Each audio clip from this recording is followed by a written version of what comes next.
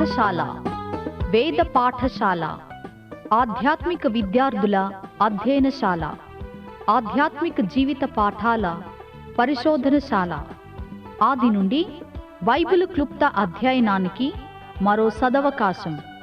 ఆయా వ్యక్తుల జీవిత పాఠాలు నేర్చుకునే మరో సువర్ణవకాశం.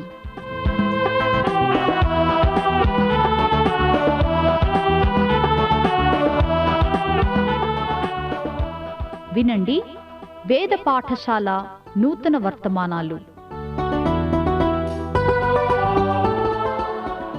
వేద పాఠశాల రేడియో శ్రోతలకు స్వాగతం.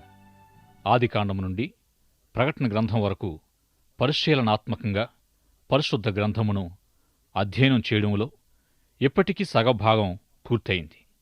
పాత నిబంధన ప్రవక్తలను గురించి ధ్యానిస్తున్నాం. ప్రస్తుతం జకరియా ప్రవక్తను గురించి మీకు పరిచయం చేయబోతున్నాను.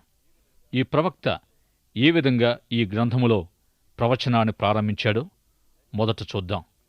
దర్యావేషు ఏలుబడియందు 2వ సంవత్సరము 8వ నెలలో యెహోవా వాక్కు ప్రవక్తయగు ఇద్దోకు పుట్టిన బెకరియా కుమారుడైన జకరియాకు ప్రత్యక్షమై సెలవిచ్చినదేమనగా, యెహోవా మీ పితరుల మీద బహుగా కోపించెను.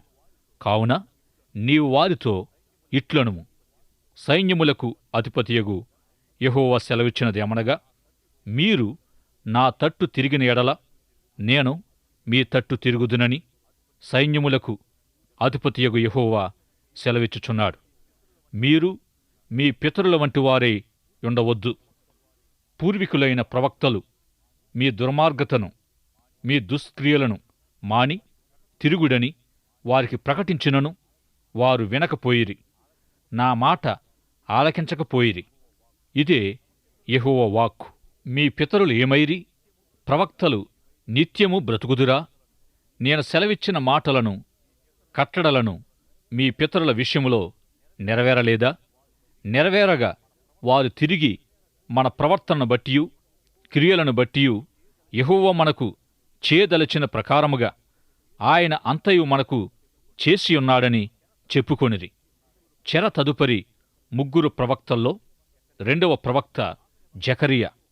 పాత నిబంధనలోని చివరి 3 ప్రవక్తలైన హగ్గయి, జకరియా, మలాకి బబులోను చెర తర్వాత ప్రకటించుటను బట్టి వారికి ఈ పేరు వచ్చింది.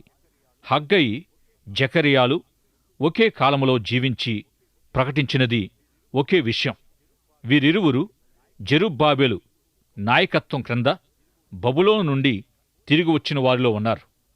అయితే వీరు కోరెషు శాసనం ప్రకారం దేవాలయమును నిర్మించాలి. ఒకే కాలానికి చెందిన ఈ 2 గ్రంథాలను కలిపి ధ్యానం చెయ్యాలి. వీరిరువురికి మలాకీకి మధ్య 100 సంవత్సరముల తేడా ఉంది. నెహెమియా యెరూషలేము చుట్టూ ప్రాకారమును నిర్మించిన 10 సంవత్సరాల తర్వాత మలాకీ జీవించాడని పండితుల అభిప్రాయం. యోధా ప్రజలు బబులోను చెర నుండి 3 దఫాలుగా తిరిగి వచ్చారు. మొదటిగా జెరుబ్బాబెలు, యెహోషువ నాయకత్వం క్రింద తిరిగి వచ్చారు. రెండవసారి ఎజ్రా నాయకత్వములో 79 సంవత్సరాల తర్వాత తిరిగి వచ్చారు. మొదటిసారి తిరిగి వచ్చిన ప్రజలు నిర్మించిన దేవాలయములో ఎజ్రా గొప్ప పరిచర్య చేశాడు. 13 సంవత్సరాల పిదప నెహెమియా నాయకత్వం క్రింద యెరూషలేము చుట్టూ ప్రాకారము నిర్మింపబడింది. ప్రాకారము నిర్మింపబడిన 10 సంవత్సరాల తర్వాత మలాకీ పరిచర్య ప్రారంభమైంది. హగ్గయి, మలాకీలు బబులోను నుండి తిరిగి వచ్చి దేవాలయమును నిర్మింపవలెనని ప్రకటించారు. ఆ కాలమున వారికున్న దేవుని పని అయిన దేవాలయమును నిర్మించుటలో యూదులకు శత్రువులైన వారి వలన హింస ఎదురైంది. శత్రువులకు భయపడి యూదులు దేవాలయమును నిర్మించుటను 15 సంవత్సరాల వరకు ఆపివేశారు. ఆ సమయములో హగ్గయి, జకరియాలు రంగప్రవేశము చేసి దేవాలయపు పని పూర్తి చేయవలెనని ప్రజలకు ప్రకటించారు. వీరిరువురిలో హగ్గయి వయస్సులో పెద్దవాడు, జకరియా చిన్నవాడు. ఈ ఇద్దరి ప్రవక్తల పరిచర్యను గురించి తెలుసుకుంటకు ఆనాటి ప్రజల నైతిక స్థితి మనకు అర్థమై ఉండాలి. యూదులు తిరిగి వచ్చినప్పుడు వారి స్వదేశము పాడైయున్నది. వారి జీవితాలు కూడా అదేవిధంగా ఉన్నాయి. తమ పరిస్థితులను చక్కదిద్దుకునే విషయములో వారెంతో కృంగిపోయారు. వారు యోధా దేశానికి తిరిగి వచ్చుటకై ఇవ్వబడిన శాసనము అద్భుతమే అయినా వారు తిరిగి వచ్చుట అంత ఘనంగా లేదు. ప్రజలు యోధా దేశమునకు తిరిగి వచ్చినప్పుడు వారు కలిగి ఉన్న నిరీక్షణ హగ్గయి జకరియాలు ప్రకటించిన శుభవార్తయే. వీరిరువురు ప్రకటించింది ఏమనగా, దేవుడు వారితో ఉండి తన ప్రజలకు భవిష్యత్తులో మంచి స్థితిని మరలా కలుగుజేస్తాడని, వారి స్థానములో నీ ఉండిన ఎడల వారి భవిష్యత్ ఎంతో నిరాశతో ఉందని గ్రహించగలవు. తమ జీవితాలను, దేవాలయమును నిర్మించుకునే విషయములో పరిస్థితులు వారికి అనుకూలంగా లేవు. ఆధిక్యతలను తెలియపరచి మొదట దేవునికి ప్రాధాన్యతనిచ్చి ధైర్యంగా ఉండి పనిని పూర్తి చేయవలెనని బలంగా ప్రజలకు బోధించాడు. వారిని పనికి పురుకొల్పినట్లు సందేశము అందించాడు. హగ్గయి సందేశానికి స్పందించిన ప్రజలు దేవాలయం నిర్మించారు. జకరియా కూడా ఇదే విషయమును తనదైన శైలిలో ప్రకటించాడు. ప్రవచనాత్మకమైన ఈ గ్రంథాలు ఎంతో రమ్యమైనవి. హబక్కుకు దేవునికి ఆతిథ్యమిచ్చువాడుగా తన సందేశాన్ని ప్రత్యేకంగా సాధారణ శైలిలో ప్రకటించాడు. అదేవిధంగా చివరి ప్రవక్త అయిన మలాకి గ్రంథము కూడా విశిష్టమైనది. ధైర్యంగా ఉండి మందిరమును నిర్మింపవలెనని హగ్గయి ప్రకటింపగా, ముందు చూపు గలవారై ధైర్యంగా ఉండాలని జకరియా బోధించాడు. అదృశ్యుడైన దేవునిని గూర్చిన జ్ఞానము, ఆలోచన కలిగి ఉండుటయే ముందు చూపు. ఆలోచన చెప్పువారు లేని ఎడల ప్రజలు చెడిపోవుదురని జ్ఞాని అయిన సొలొమోను పలికాడు.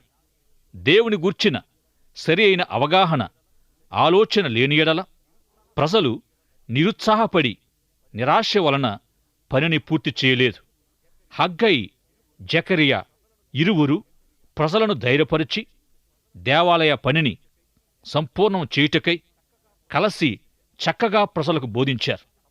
ప్రజలు తమకున్న విషాదము వలన అధైర్యపడినప్పుడు వారు చూడగలిగేది వారి సమస్య మాత్రమే.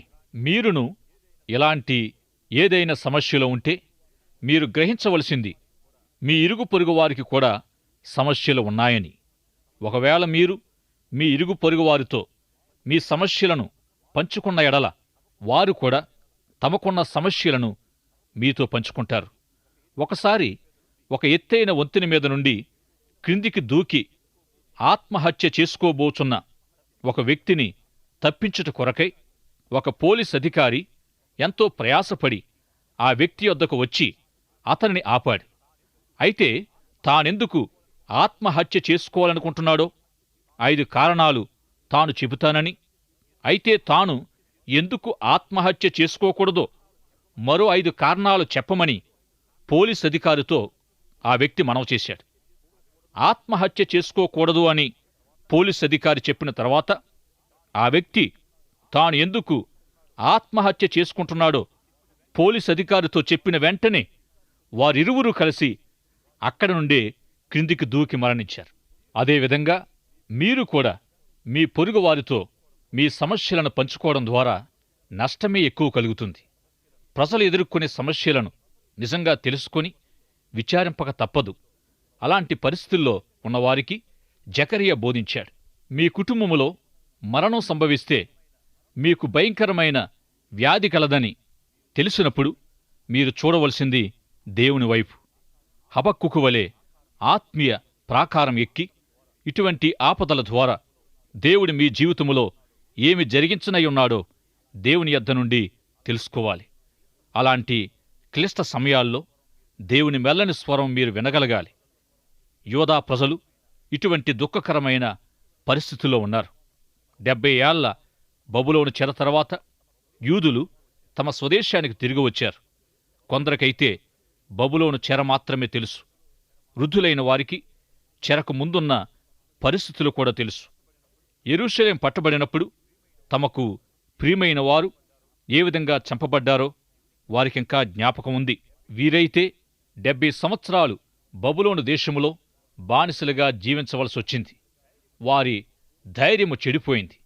అన్యరాజైన కోరెష్ చూపిన ఔదార్యమును బట్టి వారు తిరిగి వచ్చి దేవాలయమును నిర్మింప తలపెట్టారు.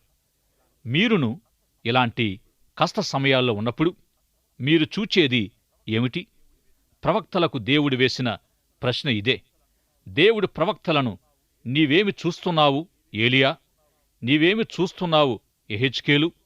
నీవేమి చూస్తున్నావు ఆమోసు అని ప్రశ్నించుటను లేఖనాల్లో పలుచోట్ల మనం చూడగలం. అందుకే వీరు దీర్ఘదర్శులు అని పిలువబడతారు. అనగా దూరంగా భవిష్యత్తులో ఉన్న విషయాలను చూడగలవారు అని అర్థం. యేసు ప్రభు చెప్పిన రీతిగా దేహమంతయు వెలుగుగాను లేక చీకటిగాను ఉండొచ్చు. దేహానికి కన్ను దీపం లాంటిదని యేసు ప్రభు పలికారు. అనగా నీవేమి చూస్తున్నావు? నీకు కనబడుతున్నదేమి? నీ ఆలోచన ఏ విధంగా ఉంది? నీవు కలిగి ఉన్న ఆలోచన ఏమి అని వాక్యం యొక్క భావం. నీవు చూచుచున్న విషయాన్ని బట్టి నీ దేహము వెలుగుమయమో లేక చీకటిమయమో గ్రహించవచ్చు. నీ జీవితం ఒకవేళ చీకటితో ఉండిన ఎడల నీ జీవితమును వెలిగించమని ప్రభువును వేడుకొనుమని మనవి చేస్తున్నాను.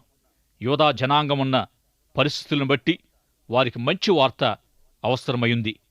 ప్రజలు సమస్యల్లో సతమతం అవుతూ ఉన్నప్పుడు వారి దృష్టిని దేవుని వైపు మళ్లించగల ప్రవక్త వారికి అవసరం. దేవుని ఆలోచన ఎరిగి ప్రజలకు తెలియచేయగల ప్రవక్త వారికి కావాలి.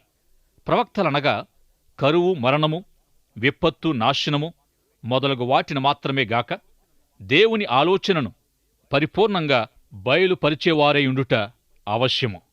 ప్రవక్తల గ్రంథాలను మనం చదువుతున్నప్పుడు వాటిలో ఉన్న ఆపద, నాశనము, శ్రమలను బట్టి కొన్నిసార్లు హృదయము కృంగిపోతుంది. అయితే మరి ఎవరు ఎరుగని దేవుని విషయాలు ప్రవక్తలు తెలుసుకొని నాశనము, ప్రమాదము మాత్రమే గాక శుభ సందేశాన్ని కూడా ప్రవక్తలు ప్రకటించారు. ప్రజలు కష్ట సమయాల్లో ఉన్నప్పుడు దేవుని యొద్ద నుండి పొందిన నిరీక్షణ సందేశాన్ని ప్రవక్తలు ప్రకటించారు. ఈ ఉద్దేశముతోనే దేవుడు వారికి జకర్యాను నియమించాడు. బైబిల్లో 29 మందికి జకర్యా అను పేరు పెట్టబడింది. ప్రవక్త అయిన జకర్యా తండ్రి పేరు బెరక్యా. యవనములోనే బెరక్యా మరణించి ఉండవచ్చు.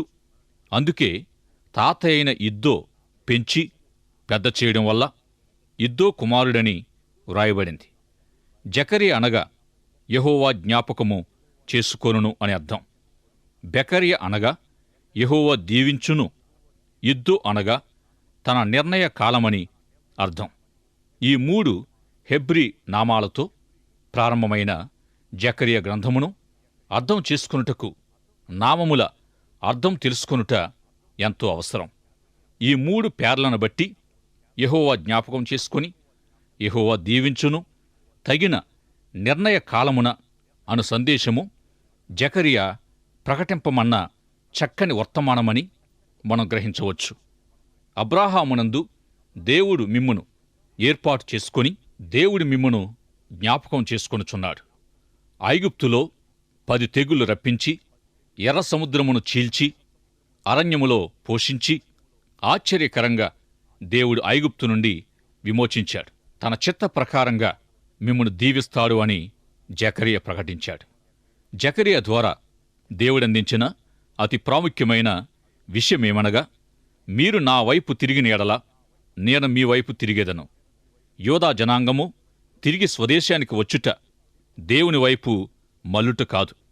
ప్రపంచమంతటా చెదరి ఉన్న యూదులు ప్రస్తుతం తమ పరిశుద్ధ దేశానికి తిరిగి వస్తున్నారు. ఇది ప్రవచనముల నెరవేర్పు. అయితే ప్రవక్తల ప్రవచనం భూసంబంధమైనది మాత్రమే గాక ఆత్మీయంగా యూదులు తమ దేవుని వైపు తిరుగవలెనని ప్రవచించారు.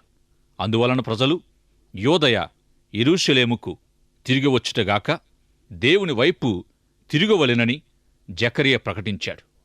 సైన్యములకు అధిపతియగు యెహోవా అని 3 పర్యాయాలు 3 వచనాల్లో కనబడుచున్నాయి. మరియు 53 సార్లు ఈ గ్రంథములోని 14 అధ్యాయాల్లో వ్రాయబడి ఉంది. ఈ సమయానికి యోధా ప్రజలకు సైన్యము, ఆయుధాలు, రాజకీయ బలము లేక మరణ భయముతో వారున్నారు. అన్యరాజుచే జయించబడి 70 సంవత్సరాలు బానిసలుగా జీవించారు. ప్రజలందరూ అధైర్యపడి మనలను మనము ఏ విధంగా కాపాడుకోగలం అను ఆందోళన కలిగి ఉన్నారు. దీనికి జకరియా సమాధానము, సైన్యములకు అధిపతియగు యెహోవా అనంతమైన శక్తిగలవాడు. తన చిత్తాన్ని నెరవేర్చుకొనుటకు నక్షత్రములను, ప్రకృతిని వాడుకొన శక్తిగలవాడు. అందువలన మీకు సైన్యము అక్కరలేదు. దేవుడు మిమ్మును రక్షించుటకు సమర్థుడు. ఈ సందర్భంగా ఎలీషా జీవితకాలములో సంభవించిన ఓ సంఘటన మనం జ్ఞాపకం చేసుకుందాం. సిరియా రాజు ఒక రాత్రి గొప్ప సైన్యమును, రథములను, గుర్రములతో పట్టణమును చుట్టివేశాడు. ప్రవక్త శిష్యుడు ఉదయాన లేచి వెలుపట ఉన్న సైన్యమును, గుర్రములను, రథములను చూచి, అయ్యో నా యజమానుడా, ఇప్పుడు మనమేమి చెయ్యాలి అని ఎలీషాకు మొరపెట్టాడు. నీవు భయపడవద్దు, మనకున్న సైన్యము వారికంటే గొప్పదని ఎలీషా జవాబిచ్చాడు. అప్పుడు ఎలీషా తన శిష్యుని కళ్ళు తెరువబడి చూచినట్లు చేయుమని దేవునికి ప్రార్థించాడు. ఆ యవనస్తునికి దేవుడు కన్నులు తెరువగా పర్వతము చుట్టూ అగ్ని, గుర్రములు, రథములు చుట్టుకొని ఉండుట చూడగలిగాడు.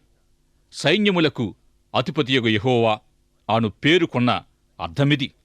సైన్యములకు అధిపతియగు యెహోవాని గురించి మీరు ఎరిగి ఉంటే ఆయన సర్వశక్తిమంతుడు, అన్నిటికీ చాలినవాడు, సమస్తాధికారము గలవాడు.